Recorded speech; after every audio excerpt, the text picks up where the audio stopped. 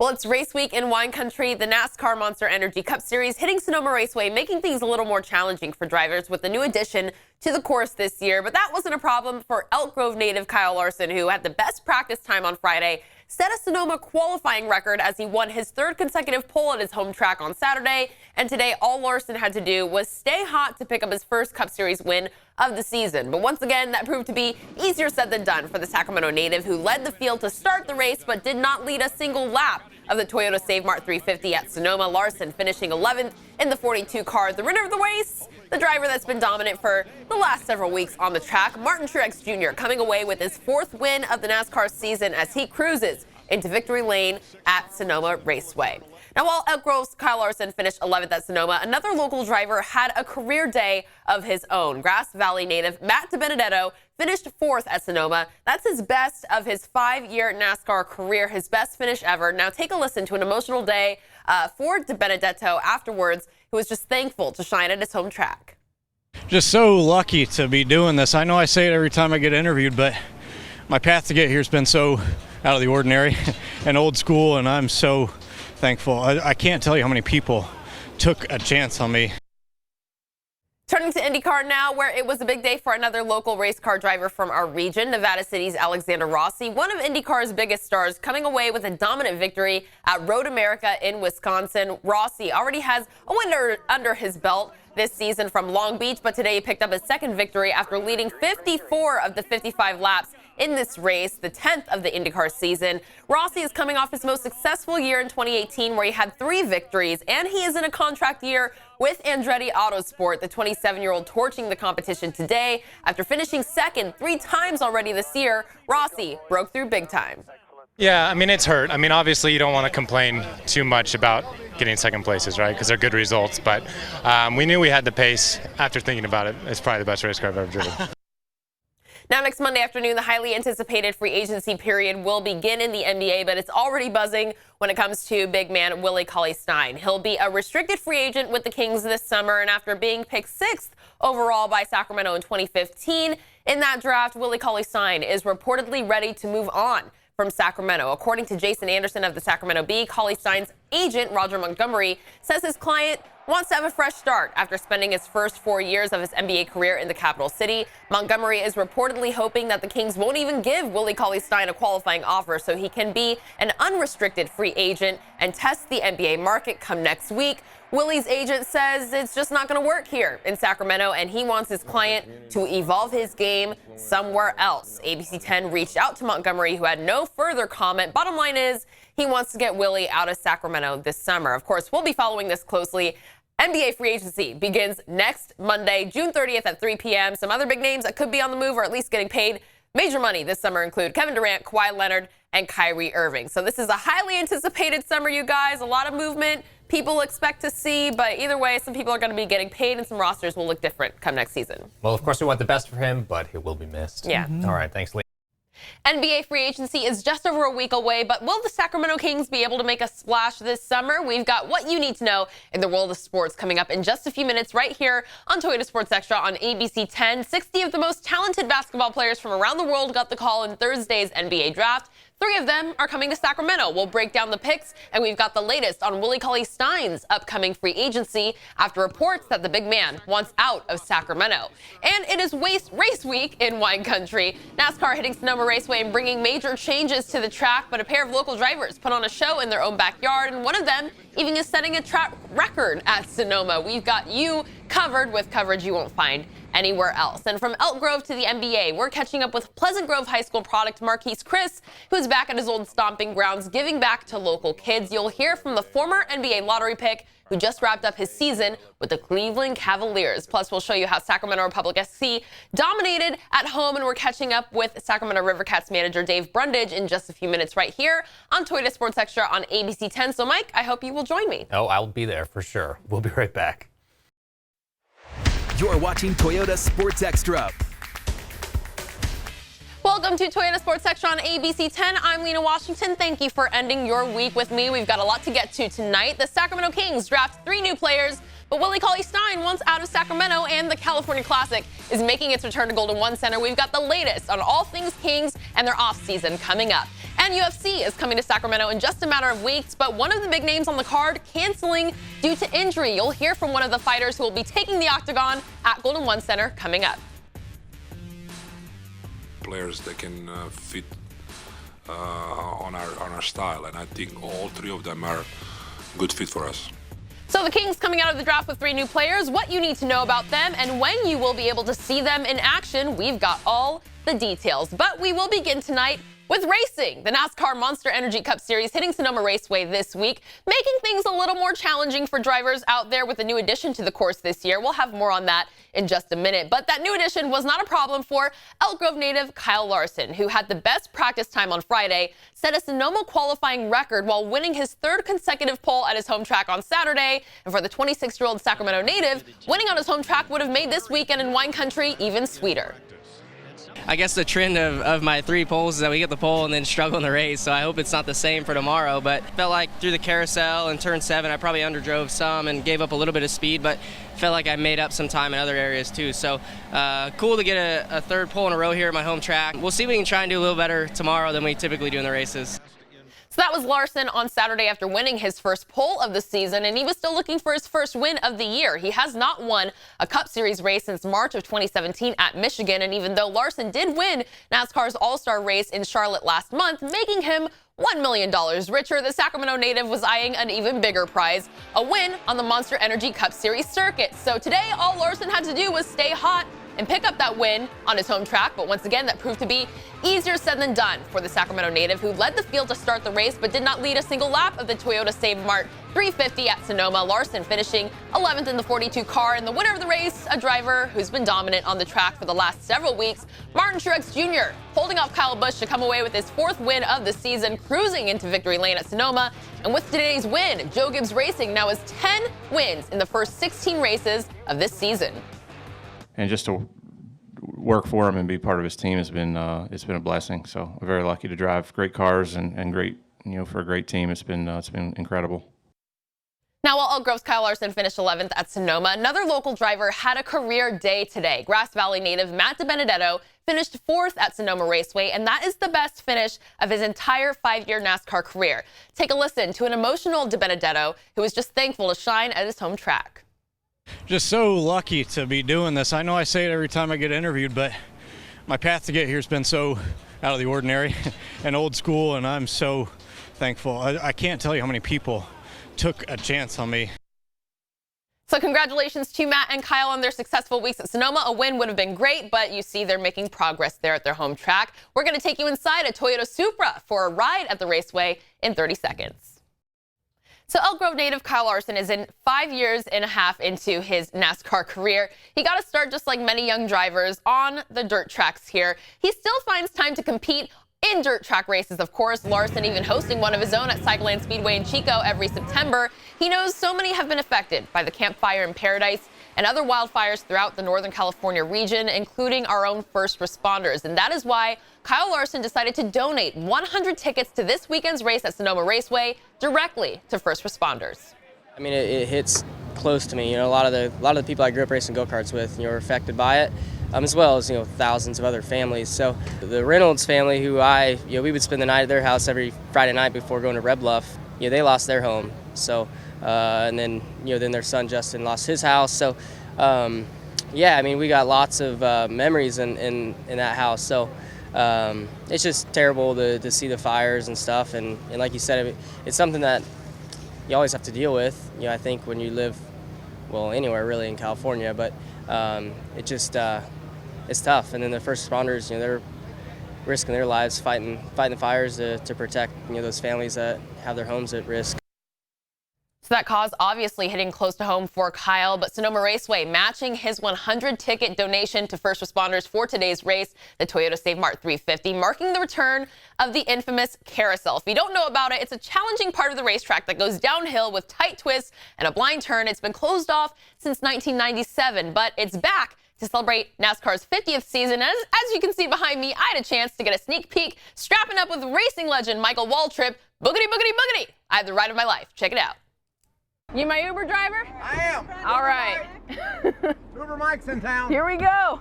I'm here with Michael Waltrip, and we'll see you guys on the other side. On the other side? What do you mean? The other side of the carousel, you know, with the course. Okay. See ya. Ready to go! Gunning, I'm talking. 110, 120, 132 miles an hour. This is entering the carousel here. We haven't done this in years. Watch what happens as we approach the carousel. Look up ahead. It's a blind corner. You can't see where you're going. You're running wide open, you can't see where you're going. And then you're aiming at these curves. That's your goal as a driver. Get me to the curve. That is a drive. Now, think about this. 90 laps, 39 other cars, a 4-speed transmission, going 160 instead of 130, and hot driver's suit, no airflow. The cars are so aerodynamic, air doesn't come in them. It's really a workout, I can promise you. Man, it sounds like my type of Sunday. Now we pour ourselves a glass of Pinot Grigio and Get enjoy on the out rest of of our here. day.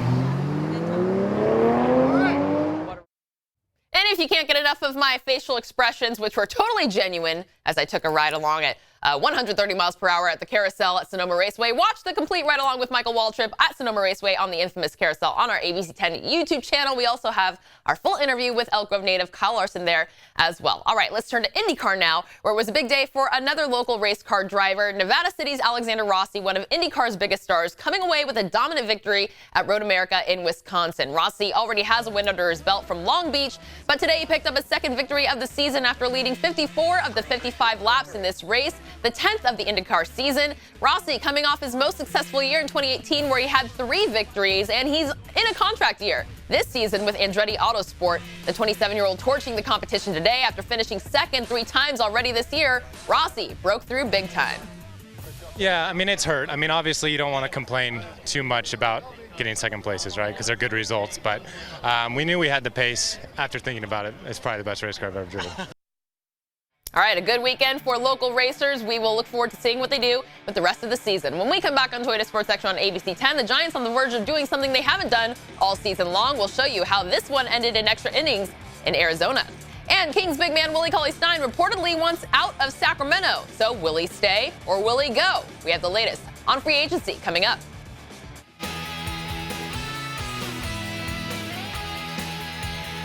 This week's Toyota Top Play comes to us from the Sacramento Kings for adding Basketball Hall of Famer Joe Dumars to their front office. The former NBA Finals MVP will be a special advisor to General Manager Vlade Divac. Dumars has over 30 years of experience in the NBA, and he's bringing his championship pedigree and knowledge to the 916 next season, and that is worthy of this week's Toyota Top Play.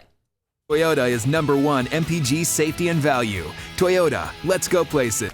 All right, it's no secret the Giants are pretty bad, and their fans haven't had much to cheer for, but this past week, we got something for them to be excited about. The debut of Alex Dickerson being picked up in a trade with the Padres. Dickerson's first 2 games in a Giants uniform. 4 extra base hits, one of them a grand salami.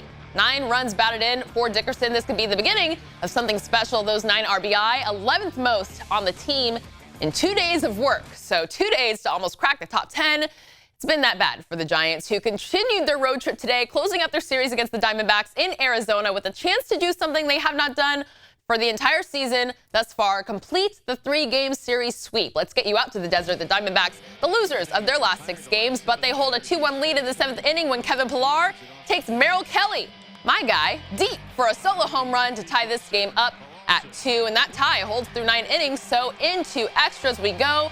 Mark Melanson in a bases-loaded jam now in the 10th, and Tim LeCastro, the hero for the home team today, Arizona, avoiding the sweep in walk-off fashion, outlasting the Giants 3-2, the final in 10 innings. So the Giants will host the Diamondbacks later this week. They open a 3-game set against the Rockies tomorrow at Oracle Park. And across the bay today, the A's were closing out their homestand with a chance to win their series against the Tampa Bay Rays. The A's won their earlier series against the Rays on the road. The way the Rays were swinging the bats today, though, it made them hard to stop. Travis d'Arnaud going yard in the 3rd inning, a 2-run homer, putting the Rays on top early, and they did not let up from there. 3 runs scored in the 3rd, 5 runs scored in the 4th. The A's only managing to cross home plate twice in this one. The Rays running away with this game by a final of 8-2, the only lopsided score of this series, and manager Bob Melvin pretty pleased with that outcome, despite the outcome. You know, we played pretty even the whole time.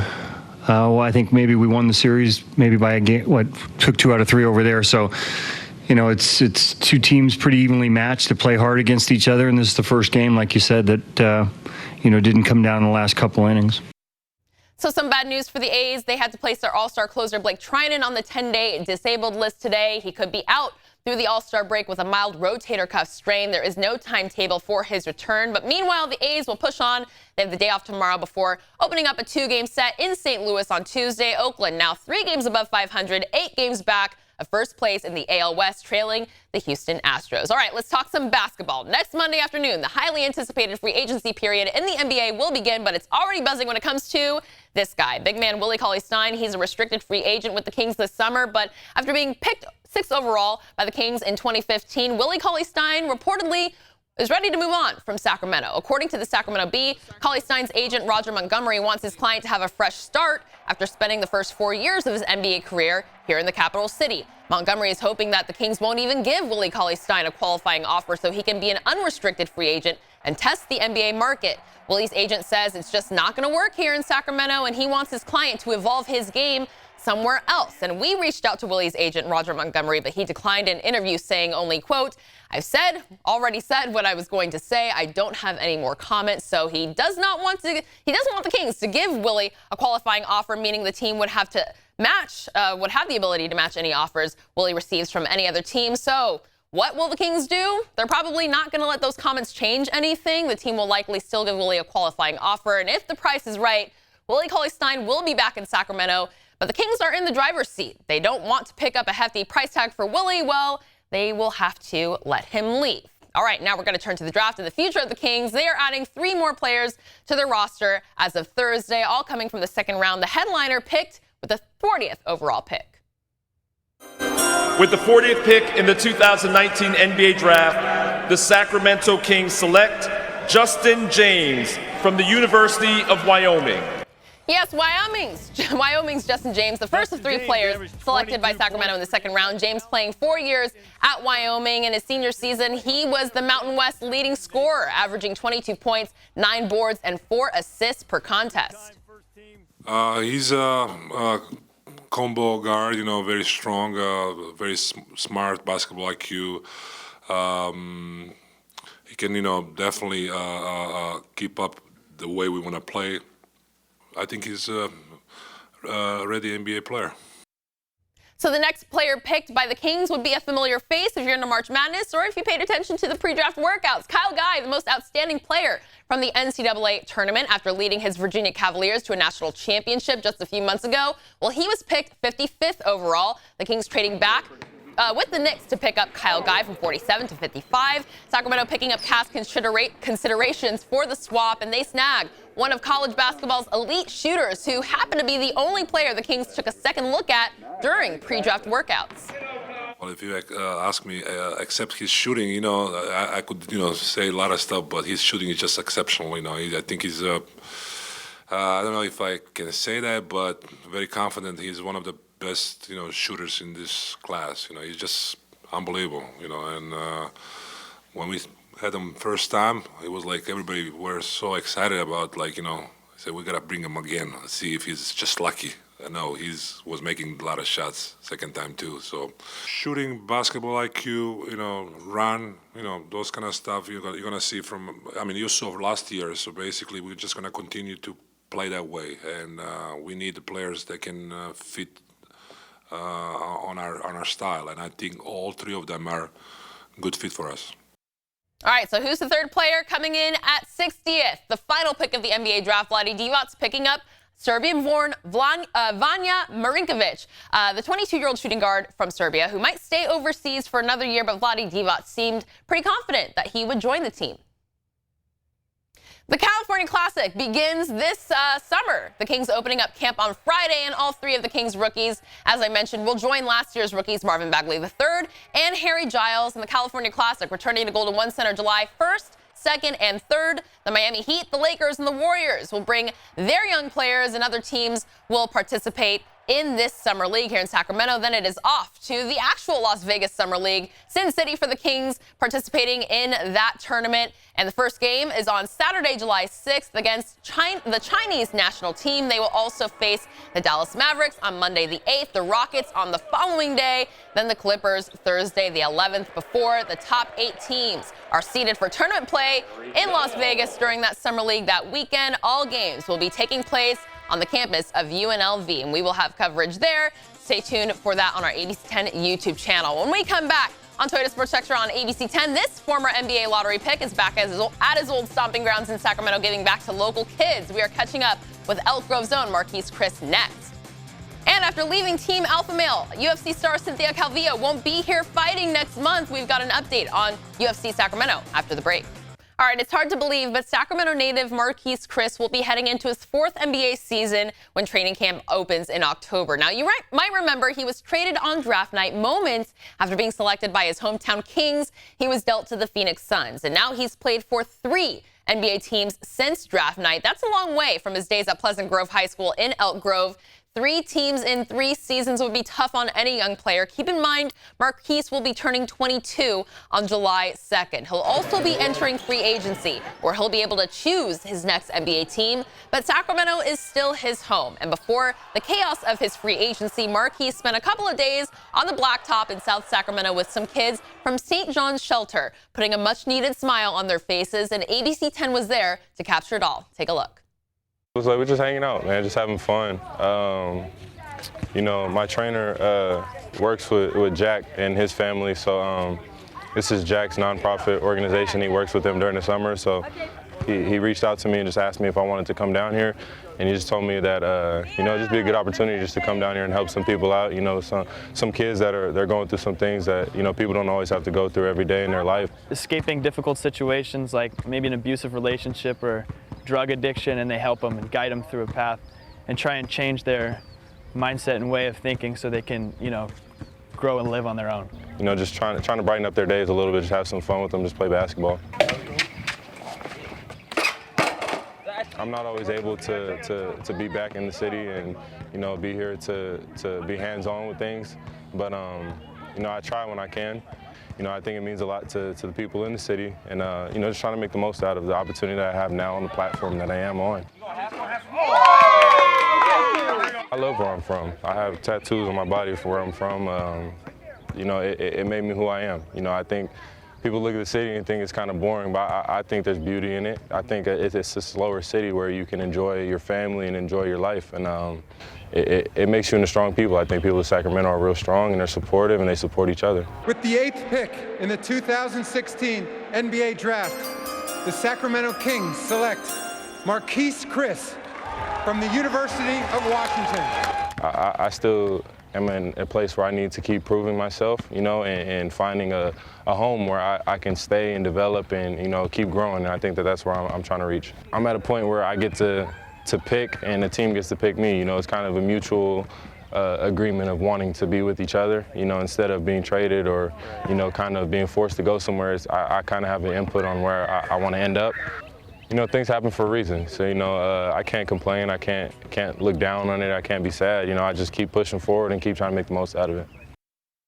Definitely looking forward to seeing where Marquise Chris ends up this summer. You can find our full interview with Sacramento's own Marquise Chris on our sports page at abc10.com and, of course, on our ABC 10 YouTube channel. All right, let's turn to the UFC now. We're less than 4 weeks away from Sacramento welcoming the UFC back to Golden One Center, and one of the several local fighters you will catch on that card is Sacramento's own Josh Emmett. He trains locally with Uriah Faber's Team Alpha Male, and Emmett is a rising star in the featherweight division. He's won 3 of his last 4 fights. He campaigned to have his next fight here in his hometown, where he will face Mirsad Bektic on July 13th. But today, a meet and greet for fans in the 916. He spent a couple hours here at Vibe Health Bar greeting fans, posing for pictures, signing autographs, and he can't wait to get them out there at Golden One Center in his hometown.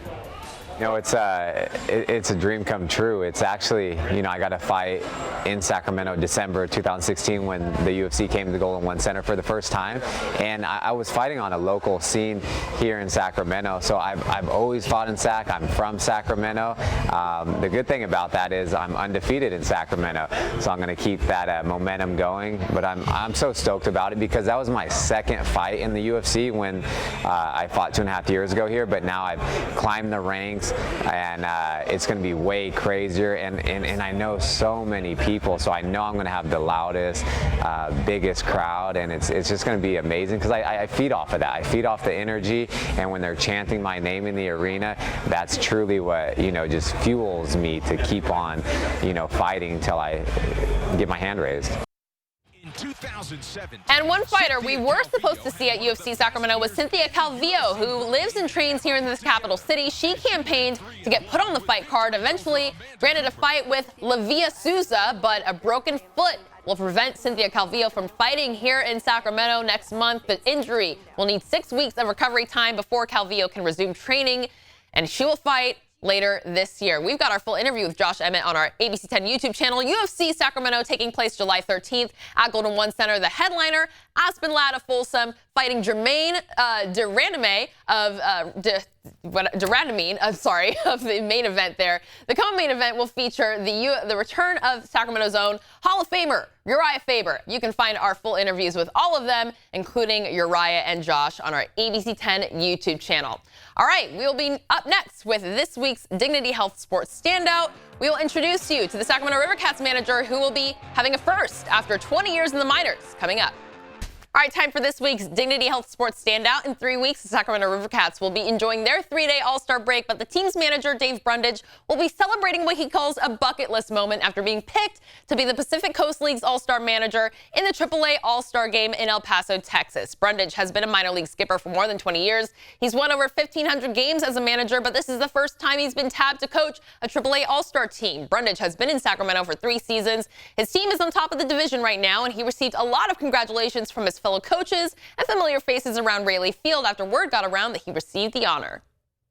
Yeah, well, it's my first time being elected or invited to be the AAA All-Star manager. I've managed a couple other All-Star games, I think, along the way, but I look at it as an honor and a privilege to be able to represent, my family in Sacramento and San Francisco. Understandably, it's a big deal and something that was on my bucket list and something that I really look forward to. That's all we have for you tonight. We will see you back here next week. Be sure to follow our ABC 10 YouTube channel for all things Kings, Sonoma Raceway, and everything you need to know coming up next week on Toyota Sports Extra.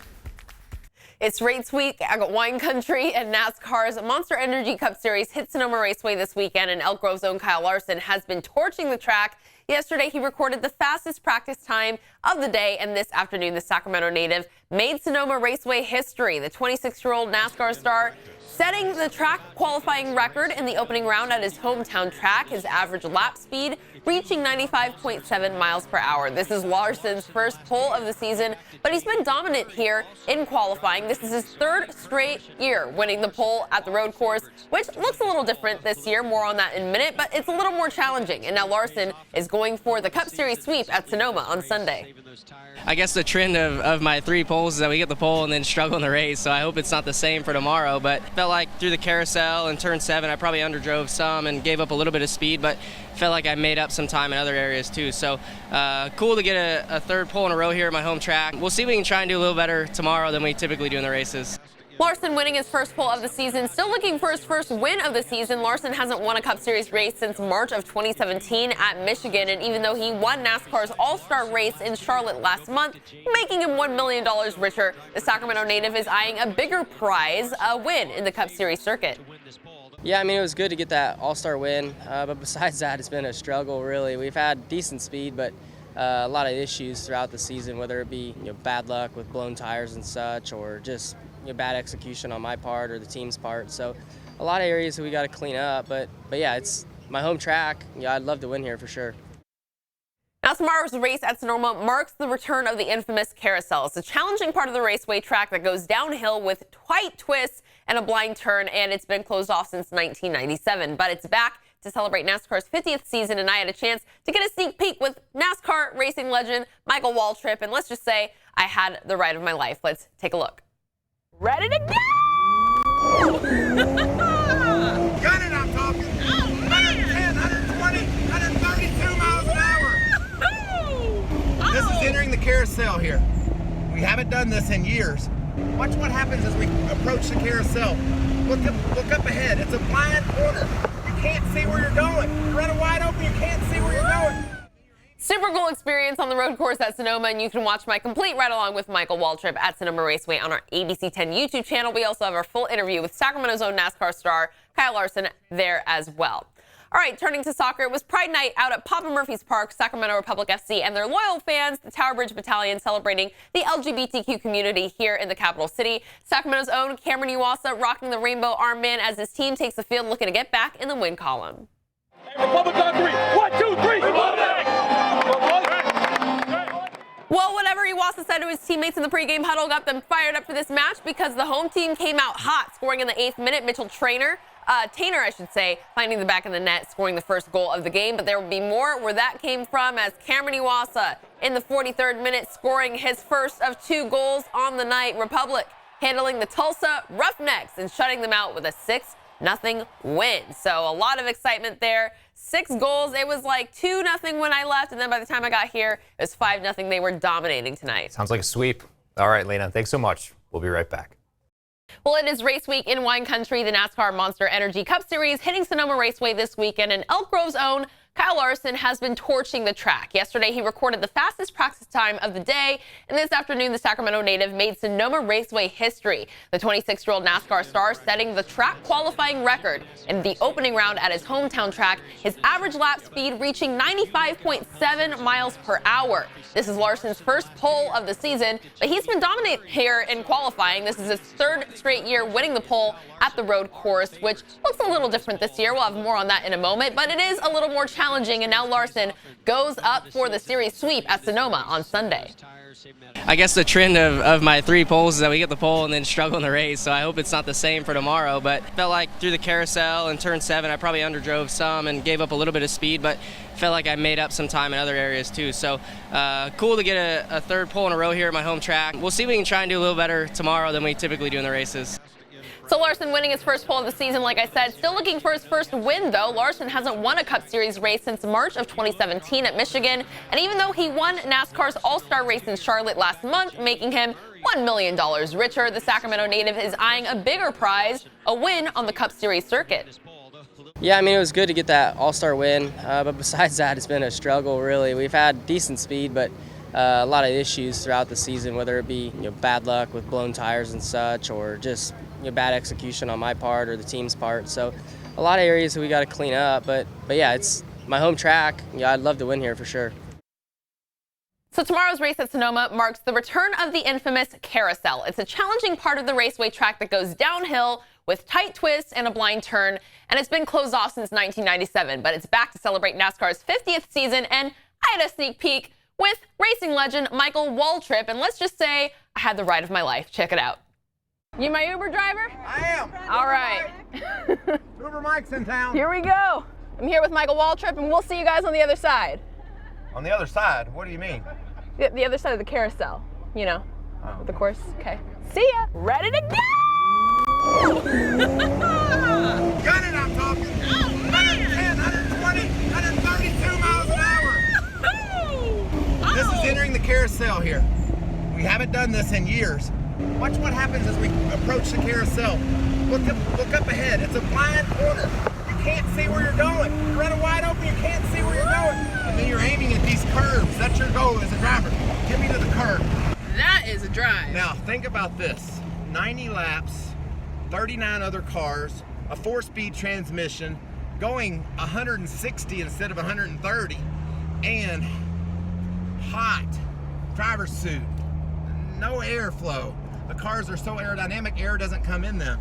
It's really a workout, I can promise you. Man, it sounds like my type of Sunday. Now we pour ourselves a glass of Pinot Grigio and enjoy the rest of our day.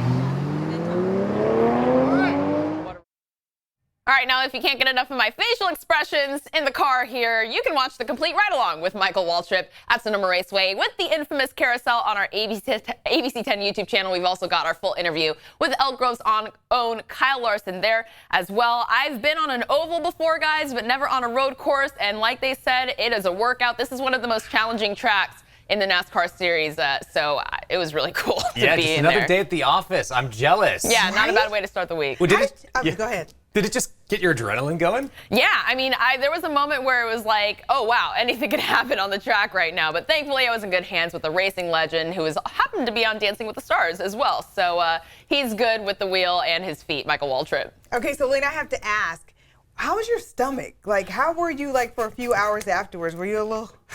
I was pretty good. I was able to get some carbonated beverage to settle down any potential movement in my stomach after that. But boy, going 130 miles an hour on that road course, those turns, those curbs, man, that will definitely be a rush for you. But cool for Kyle Larson to see if he can dominate, get the win tomorrow at his home track. Next time, I'd like to see you in the driver's seat. Hey, I'm ready to go, guys. All right. Thanks so much, Lina. Have a great night, everybody. We'll see you back here tonight at 11.